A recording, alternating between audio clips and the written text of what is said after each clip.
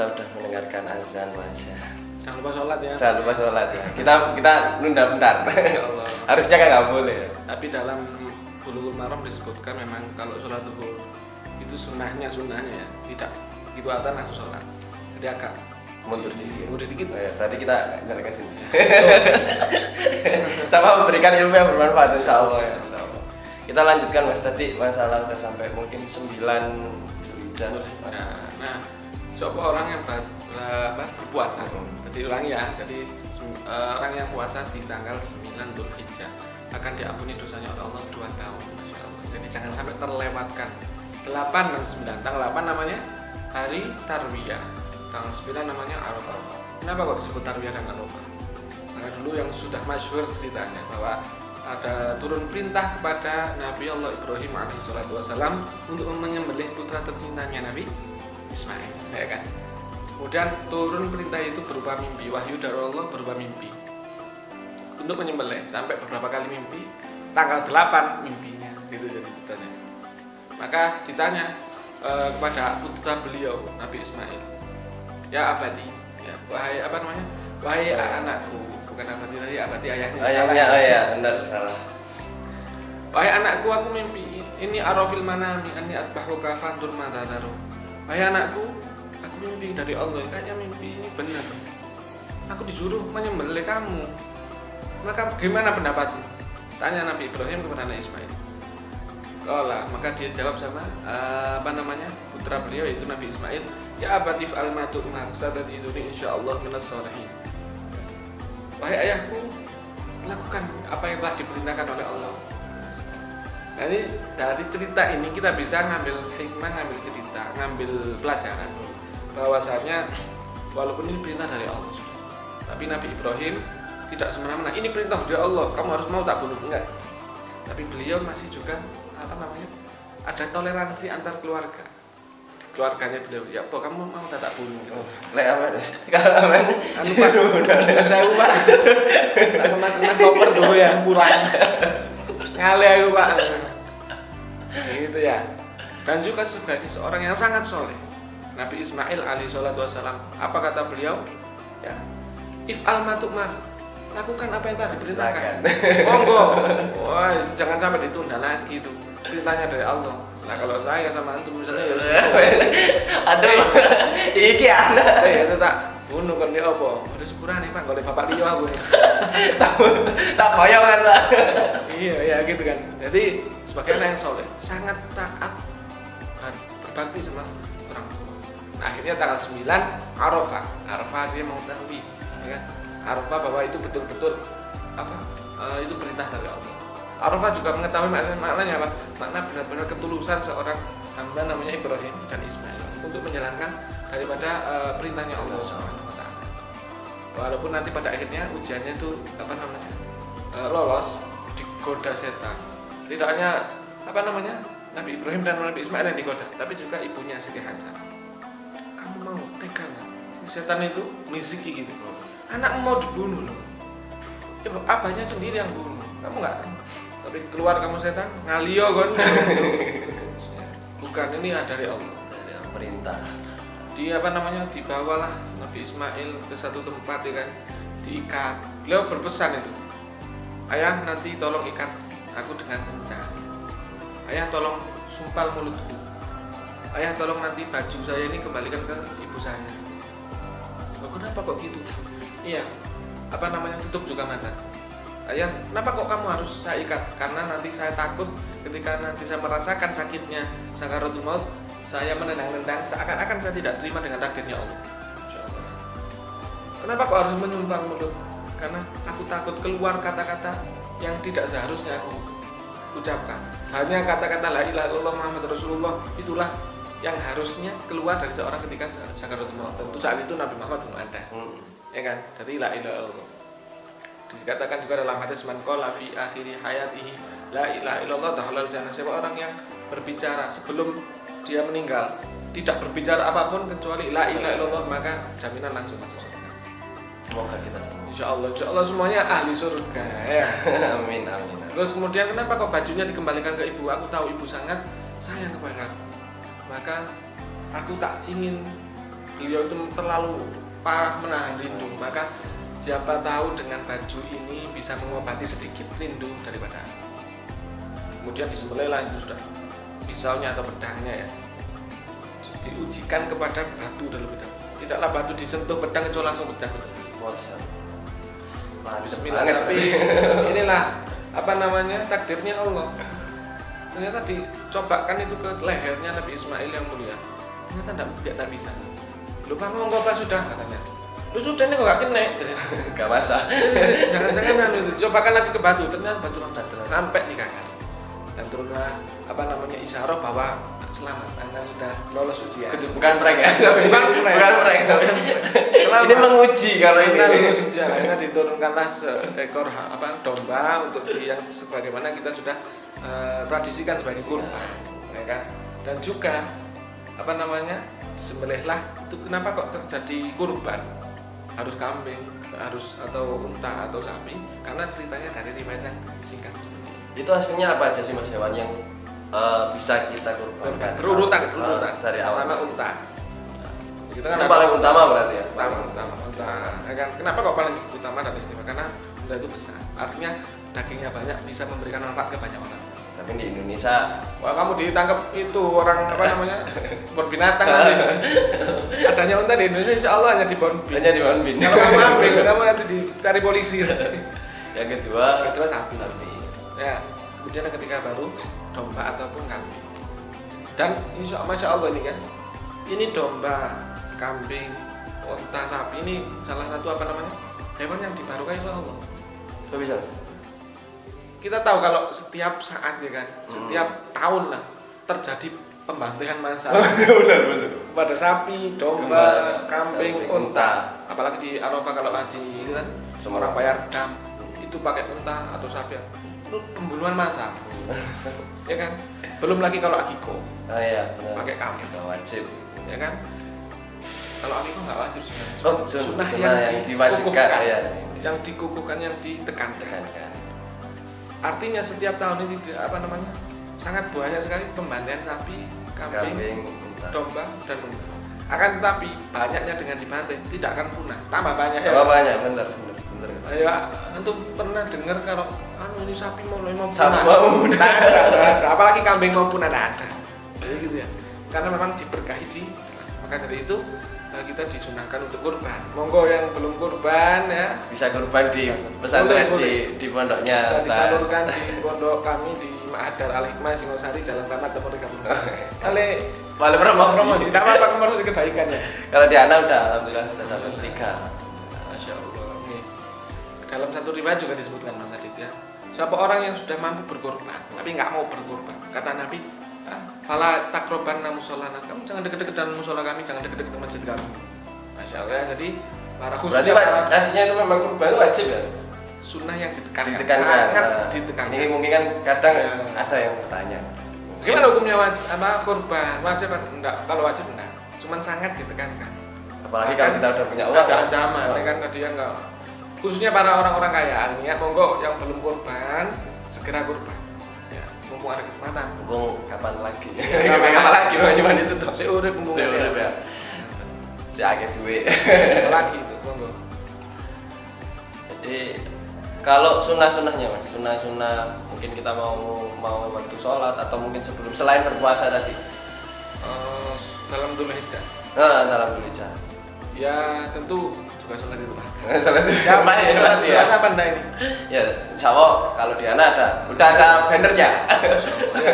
Kalaupun memang ini kan polemik ya kan, ada PPKM apa? Iya. Ya situlah.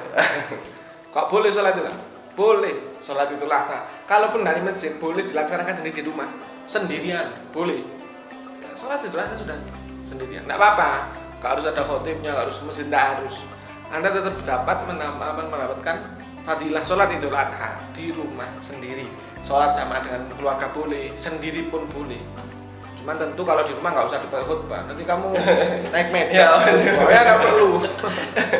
Nanti kalau di rumah boleh, tetap tidak mengurangi fadilah kita sholat Idul Adha. Tapi memang afdolnya. Ya afdolnya, cuman kan kondisi seperti ini kita ya kalau memang ada yang tahu di daerahnya kalau ada ya diutamakan lah. Apalagi kita kondisinya juga sehat. Tetap dengan protokol kesehatan. Jangan lupa program pemerintah itu harus kita dukung. Toh juga itu untuk kebaikan kita semua. Berarti pertama tadi itu puasa kemudian itu sholat itu ada lagi berkurban. Oh iya. Lalu lupa berkurban.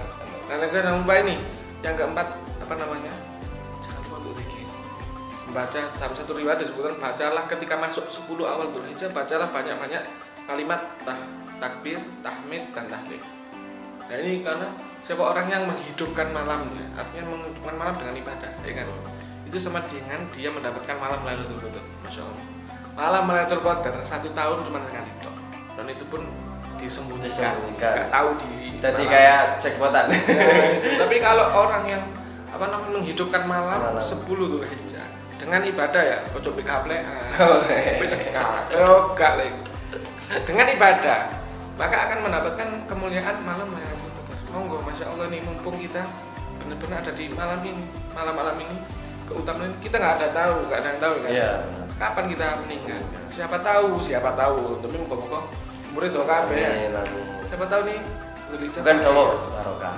Cowok dan barokah, panjang umurnya, sehat walafiat, taat kepada Allah, taat kepada Rasulullah. Nah, itu monggo kesempatan ini jangan kita sia-siakan. Monggo kita hidupkan malam dengan ibadah, siangnya dengan puasa.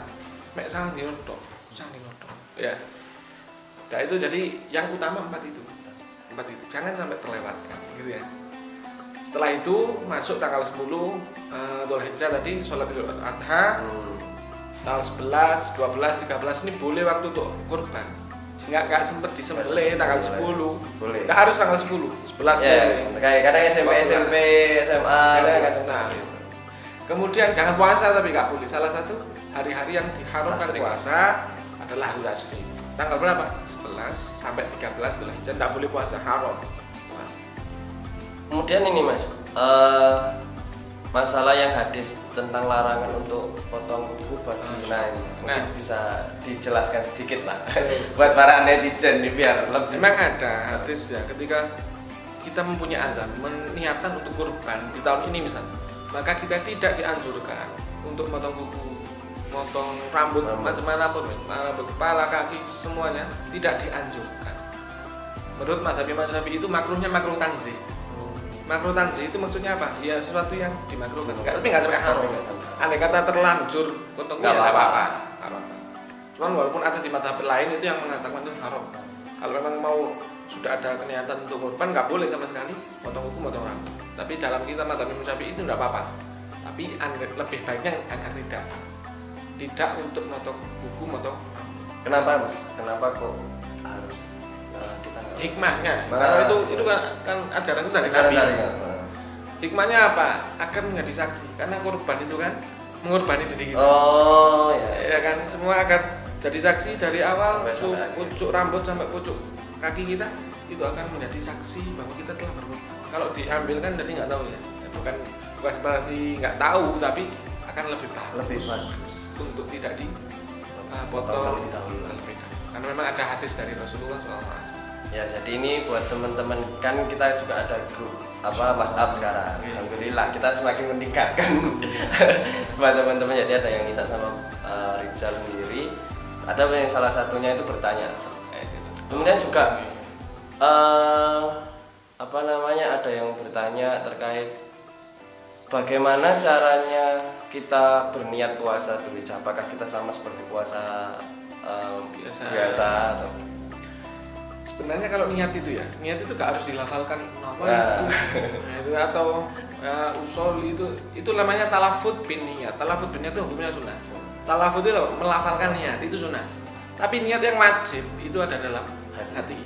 Ya sudah, kalau kita puasanya puasa sunnah, misalnya Dzulhijjah, katakanlah Dzulhijjah, puasa sunnah, kok lupa nggak sahur, bangunnya setelah subuh tidur lagi, bangun jam 9, tapi belum makan apa-apa, itu nggak apa-apa. Wah, aku setelah puasa Dzulhijjah, nggak apa-apa. Tapi kalau puasa wajib harus belum sahur sudah harus niat. Niatnya harus dalam hati. Saya niat puasa Ramadan. Tapi kalau Dzulhijjah ataupun puasa sunnah yang lain, itu pokoknya sebelum zuhur dan belum makan apapun itu masih boleh niat. masih boleh niat. Nah, adapun niatnya gimana? Ya, kalau niat gak bisa Arab, ya juga bahasa Indonesia pun. Ya, Bahasa saya Jawa niat, gak ya. apa-apa. Ya Allah, saya niat puasa Dzulhijjah karenamu, karena Allah Ta'ala. Sudah sah di hatinya.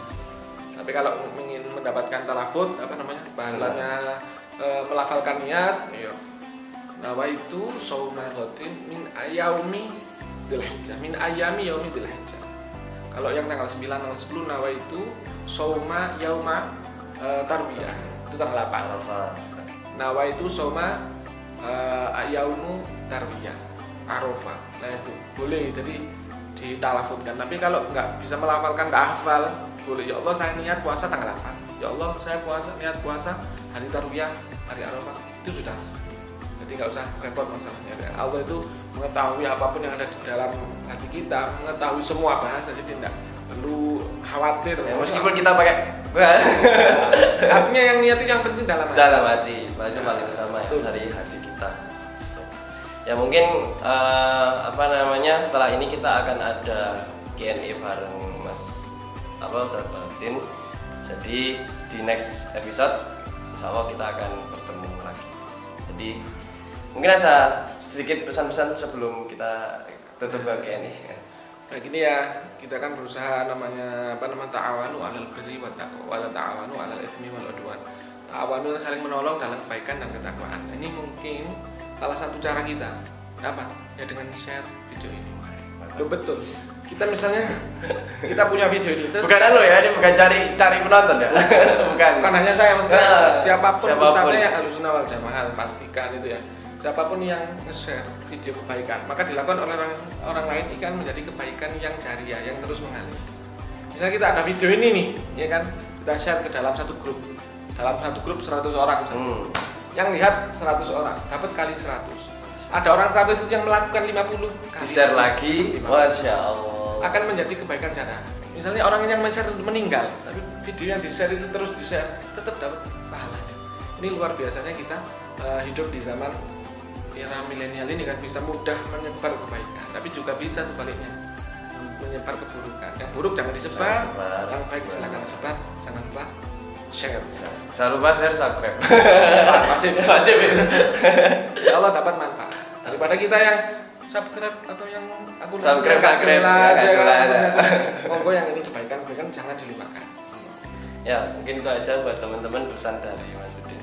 Karena apa namanya, sangat penting ya. Ini juga Asuru kan terbentuk Mas, karena kan supaya kita punya wadah selain itu, supaya dan mungkin yang mau belajar dunia editing dan lain sebagainya mungkin bisa join, bilang ke Instagramnya Asuru atau ya bisa DM atau bisa langsung, Mas aku mau join Mas, Mbak aku mau join, bisa nanti langsung sama admin insya Allah langsung karena kita follower masih dikit juga.